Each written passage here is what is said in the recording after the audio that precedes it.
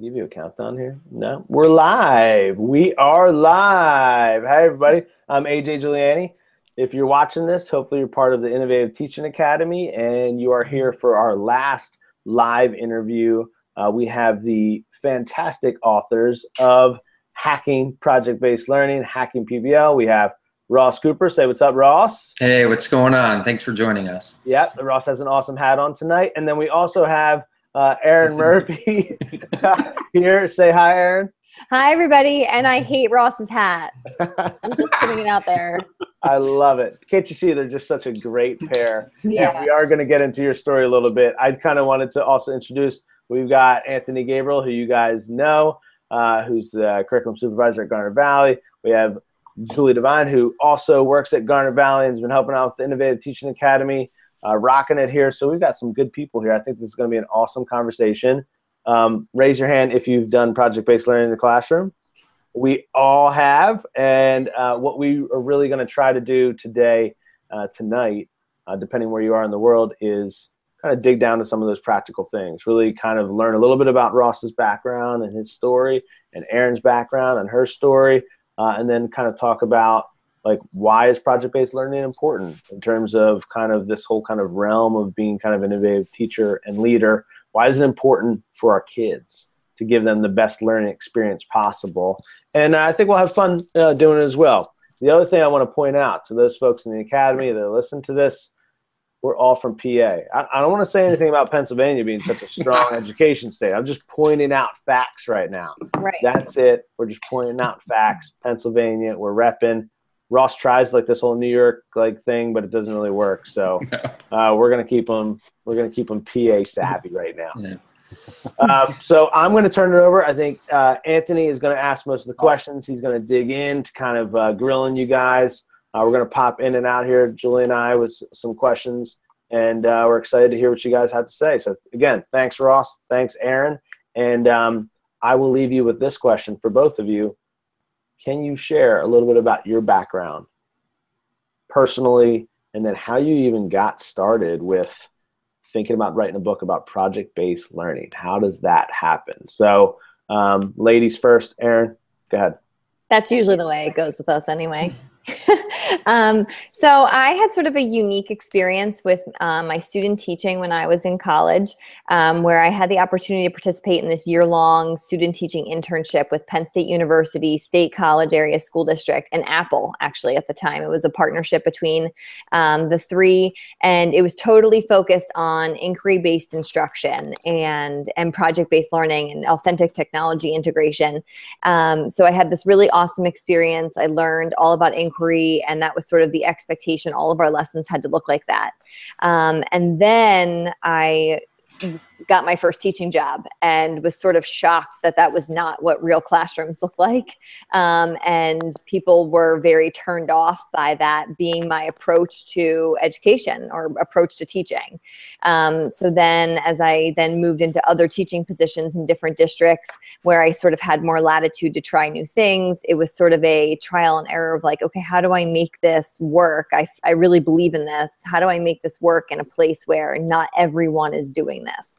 So I made a lot of mistakes, and I think that that's sort of part of what led us to the book. I'll let Ross tell the whole book journey story. I was going to tell about your mistakes. Oh, thank you. I appreciate that. I was the one fixing your mistakes. So Ross and I, our history is that we had the opportunity to teach together, where I was a 5th grade teacher in a building and Ross was the 4th grade teacher in the building. So I like to give him a hard time about me having to fix all the mistakes he made in 4th grade. Yeah. Yeah. So are you done?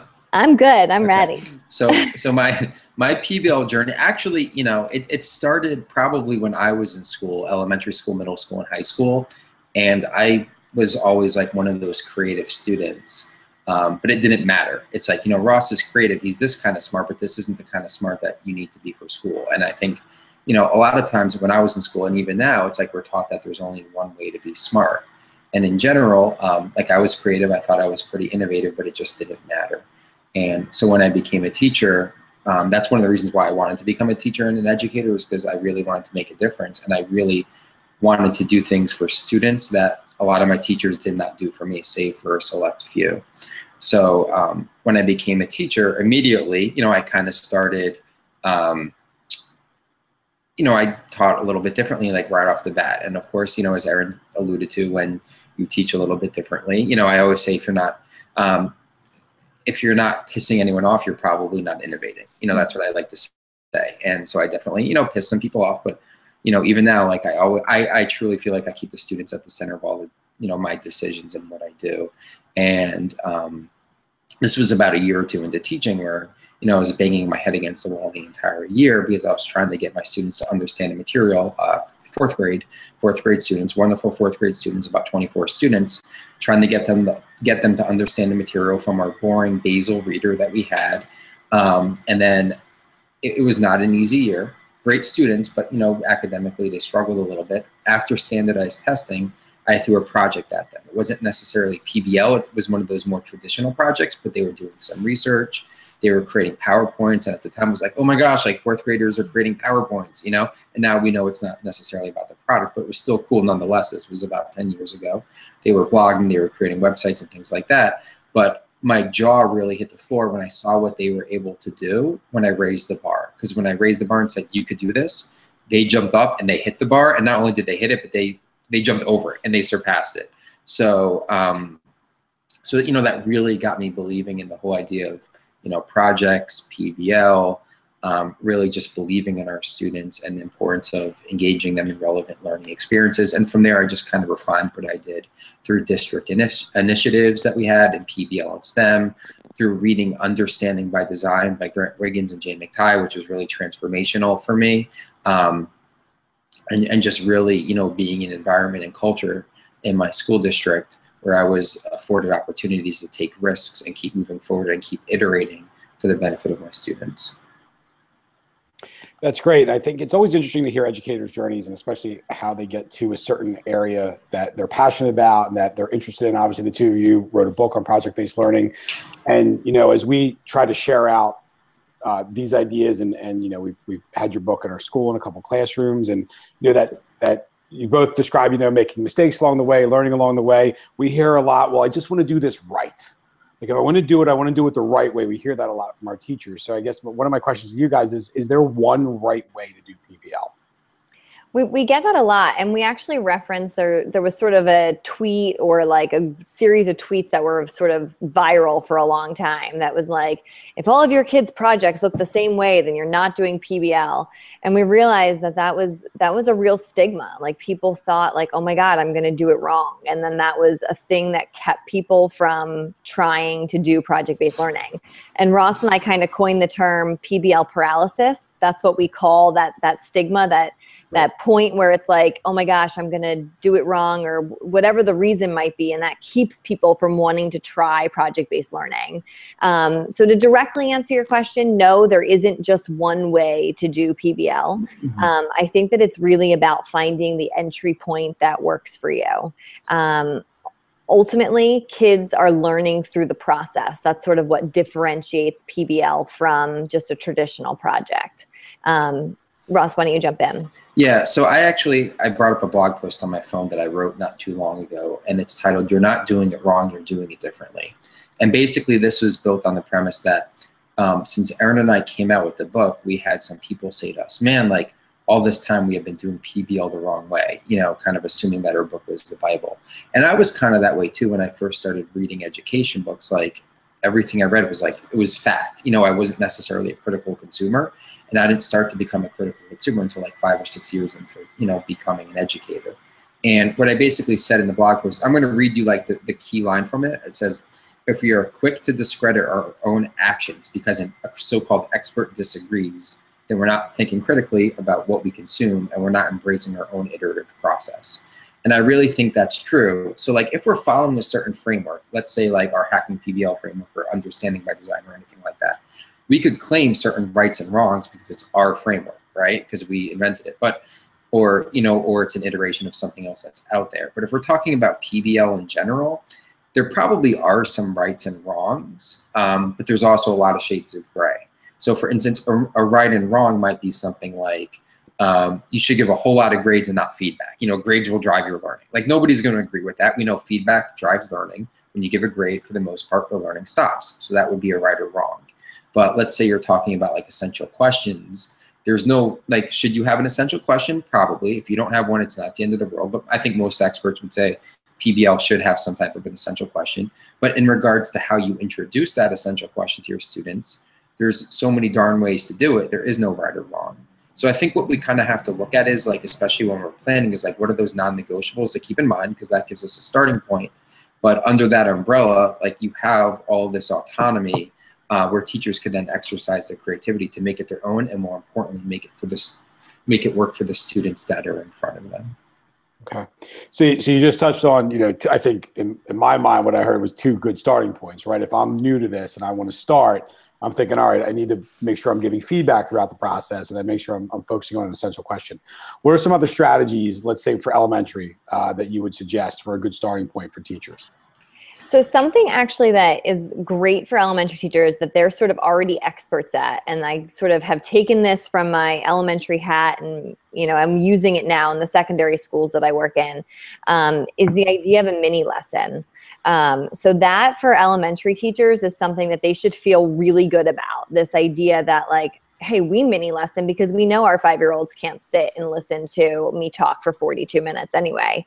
So mini lessons are a critical piece of project-based learning because that's how we sort of insert the direct instruction in a way that is not completely does not completely obstruct the personal learning journey that a student may be on. So something that I think that maybe elementary teachers may struggle with a little bit is control.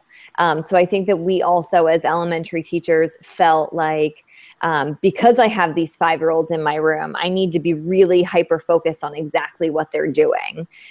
So we need to trust that as we sort of build our classroom routines, that then they are going to be able to fulfill those routines and complete tasks or ideas that they may have set out in front of them without our direct instruction or without our support along the way. Mm-hmm. So what would you say to the secondary teacher who's stuck on content?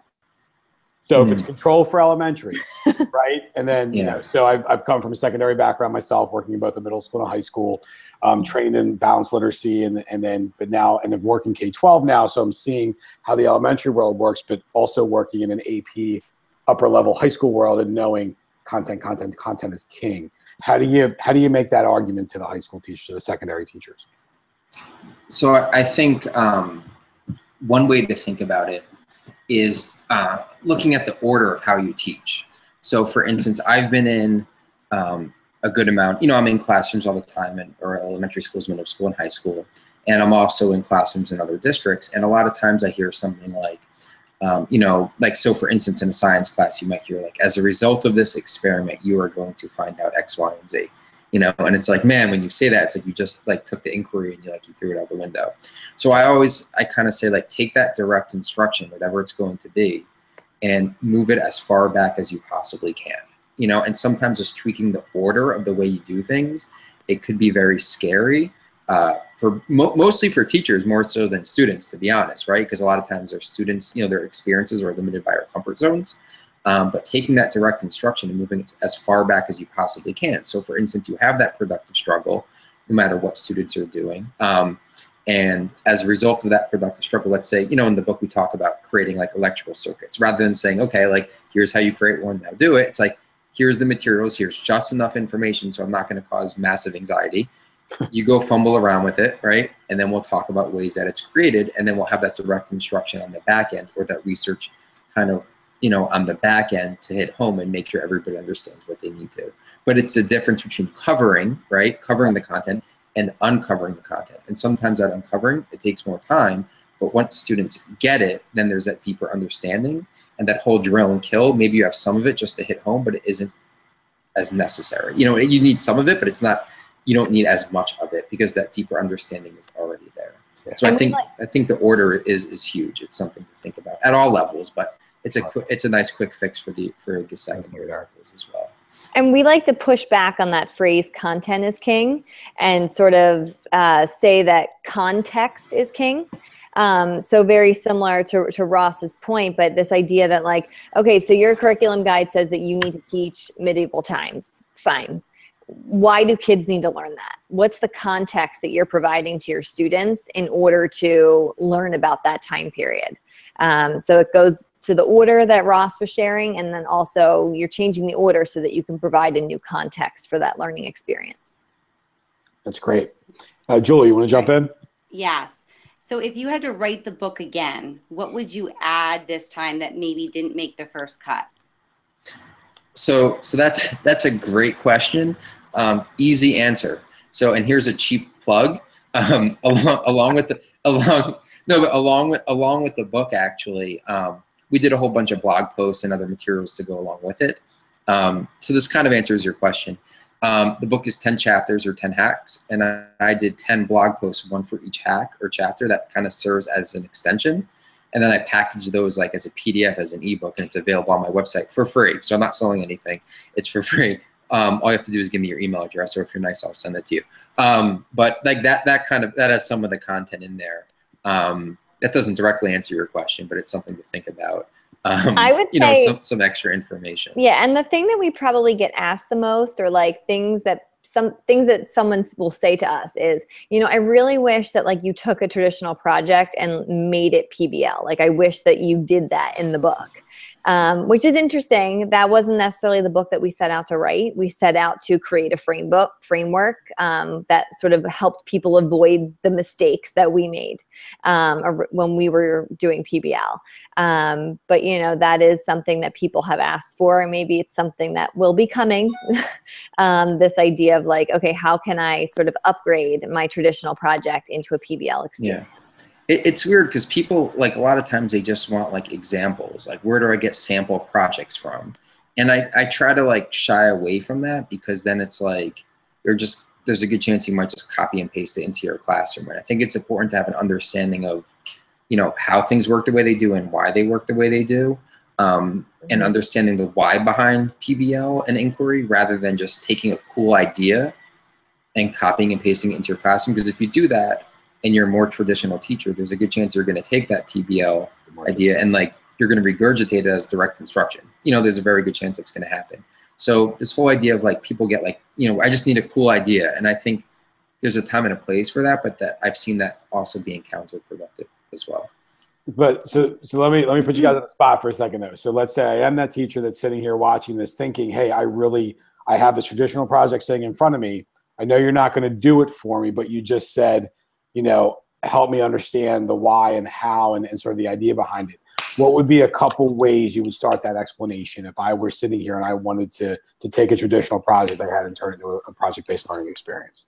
Yeah, so I think that the first thing that happens with traditional projects is we get really hung up on the task that we want students to complete. Like, I want them to find 3 different colored apples, or I want whatever, and various levels of that, or I want them to create a timeline of the medieval time period, and we lose sight of what is the enduring understanding, what's the high impact takeaway, or the main thing that we want a kid to take away from this. Because ultimately, we don't need them to remember, the date of every battle of the Civil War. But we want them to understand what starts a Civil War, what impact might that have in today's world. And we want them to focus on those high impact takeaways. So that's probably the first step. That's probably the first conversation that we have.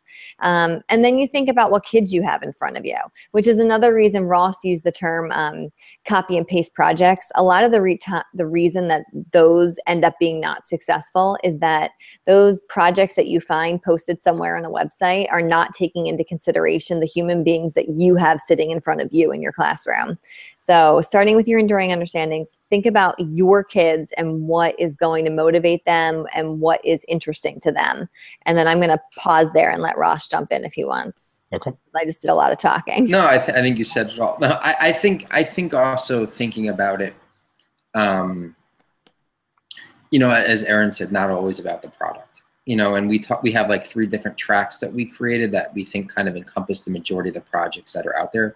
One of them is based on a product, but when we're creating a product, everything could kind of, we could do 20, I don't like, so once again, in the book, we talk about pinball machines. If it could be anything, it could be a poster. It could even be like one of those hanger mobiles, whatever it is. But like, I know hanger mobiles, but like, if that's where people are, you meet them where they are.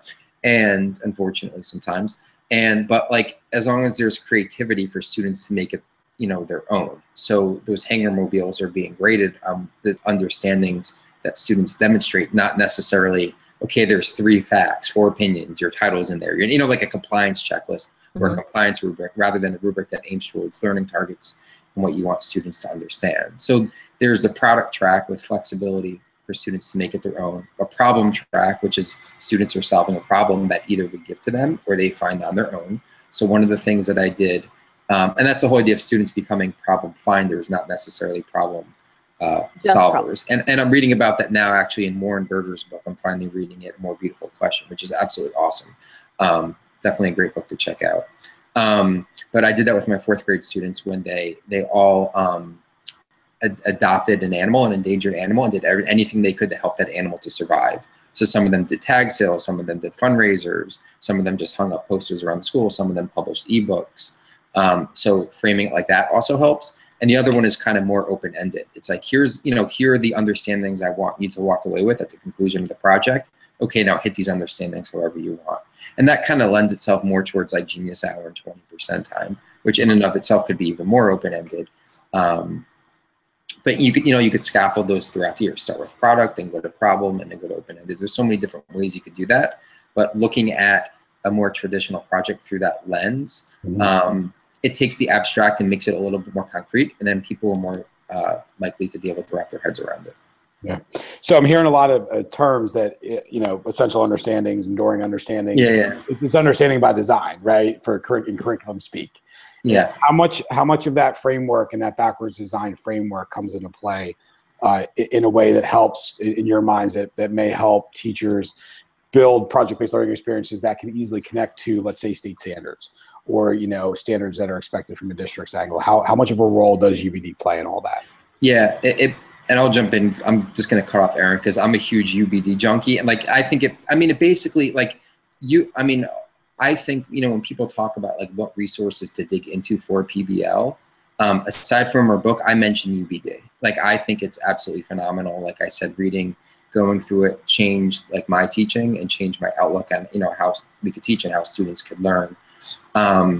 You know, and I think that backwards design process, which, you know, doesn't start with them, it actually started with Ralph Tyler in the 1940s, and then UBD is based off of that, is absolutely huge and iconic. I think, you know, the whole idea is like, it's not one or the other, right? It's not we teach to the standards or we have relevant learning experiences. So when you look at those enduring understandings of those essential questions, those will then encompass your standards, right? So you start with your standards, or you could start with a cool idea and make sure it hits your standards, but in some way, shape, or form, it should tie into your standards, and not just any standards, but if we're going to get really geeky, like your kind of like your priority standards, right? So your standards that really call for students to perform tasks that lend themselves to higher order thinking. So we're not talking about like identify, you know, if you're going to identify something, that's like, why would you base your project around the standard that calls for you to identify something, but more something that would be like, you know, exploration, or, you know, just something that really looking at what you want students to accomplish.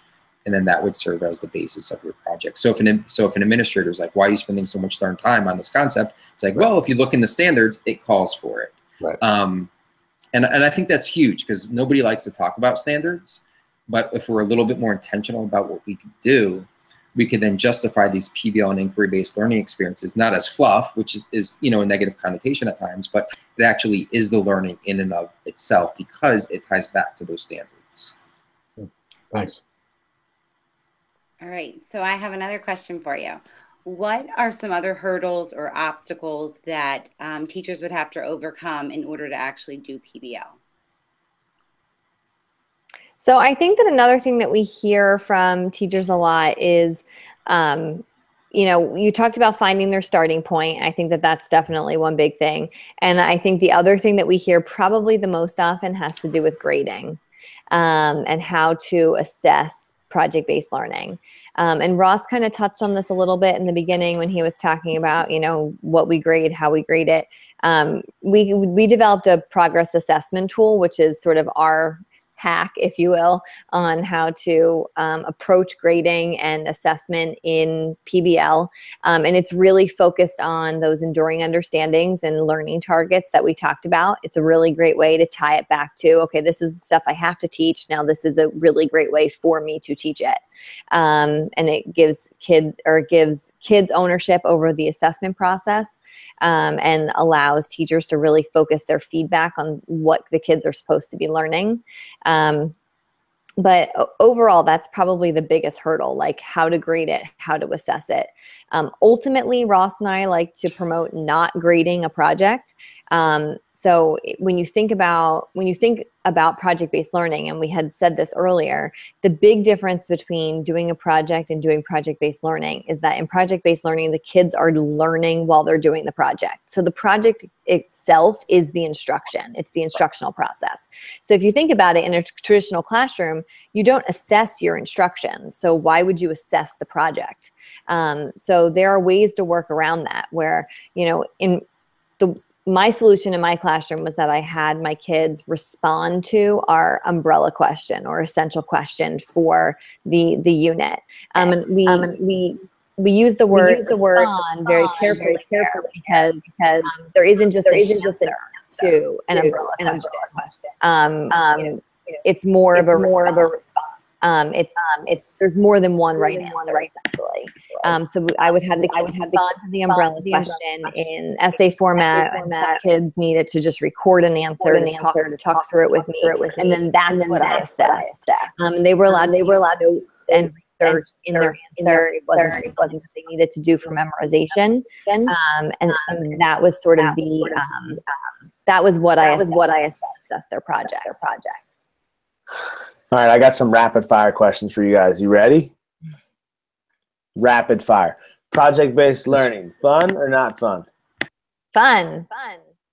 You did still? I muted myself. Am I good? No, it's fun. It's definitely fun when done the right way.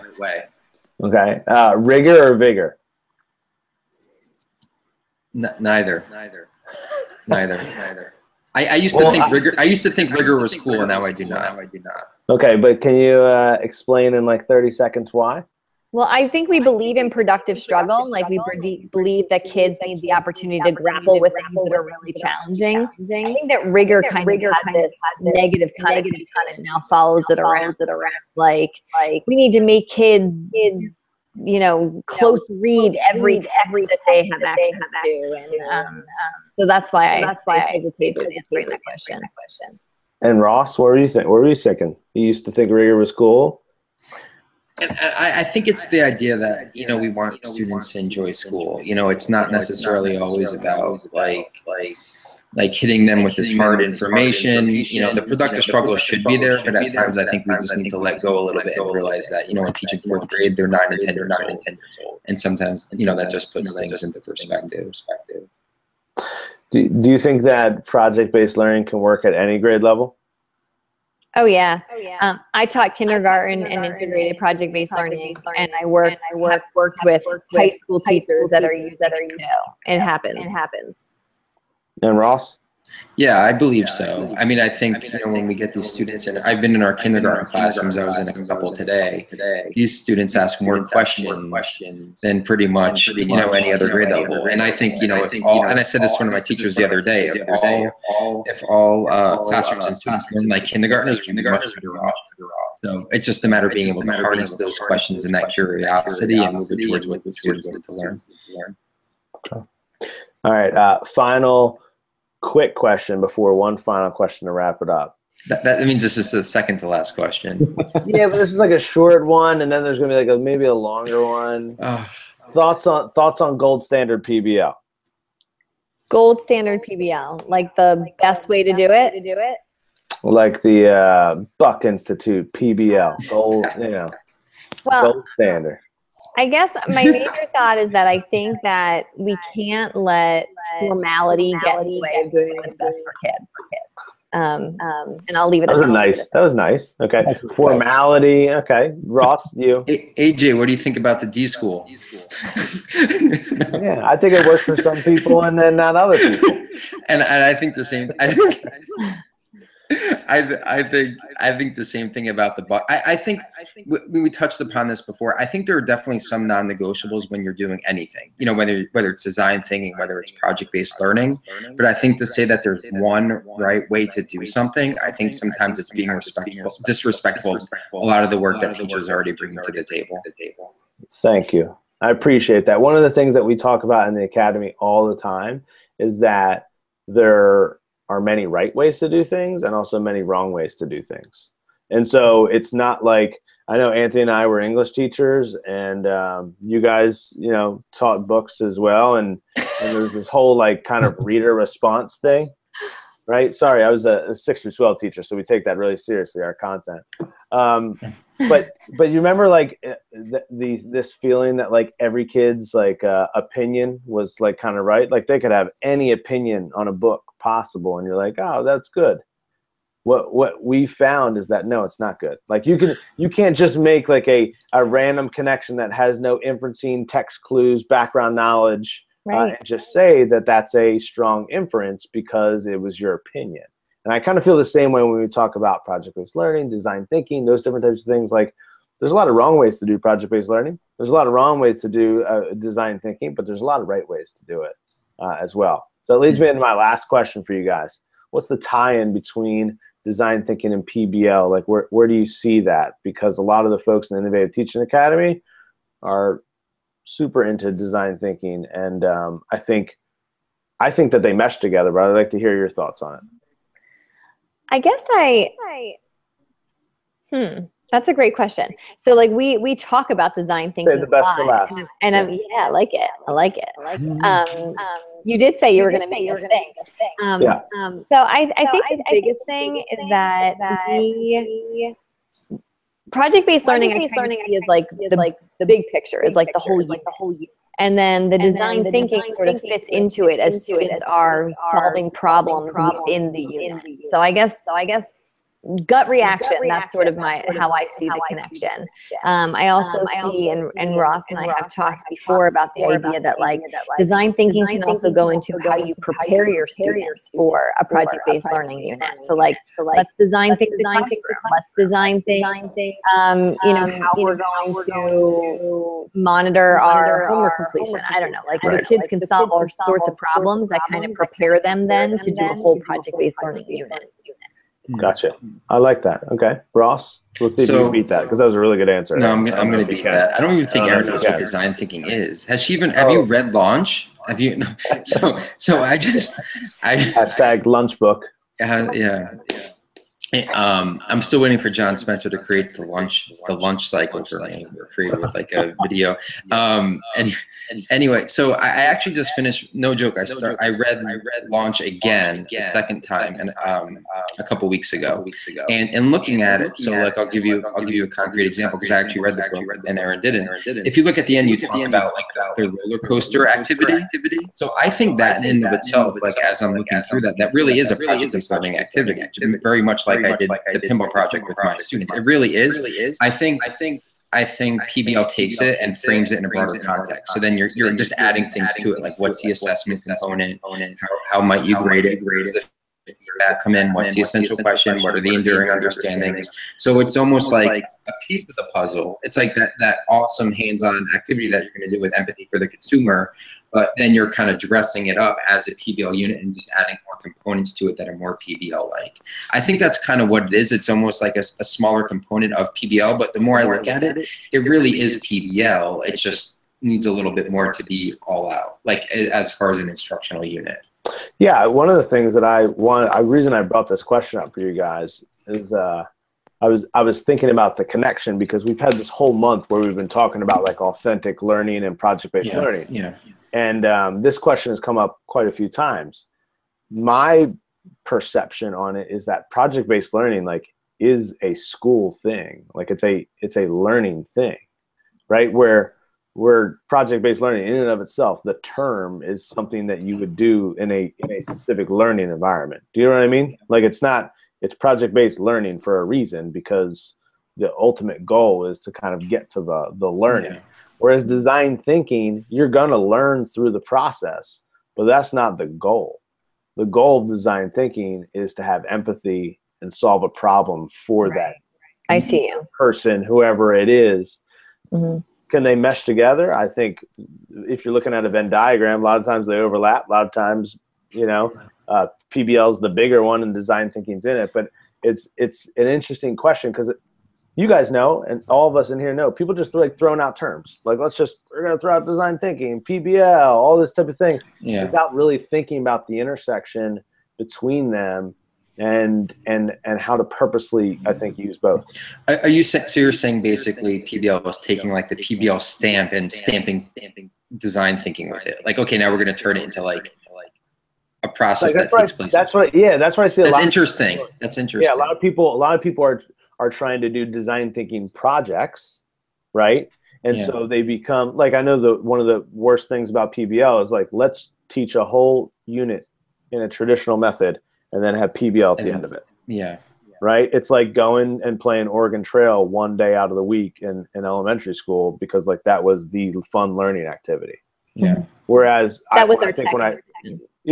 But I think when I read your guys' book, it was more like, no, which I'll give credit to the Buck Institute. They wrote a great article called The Main Course, Not Just the Dessert.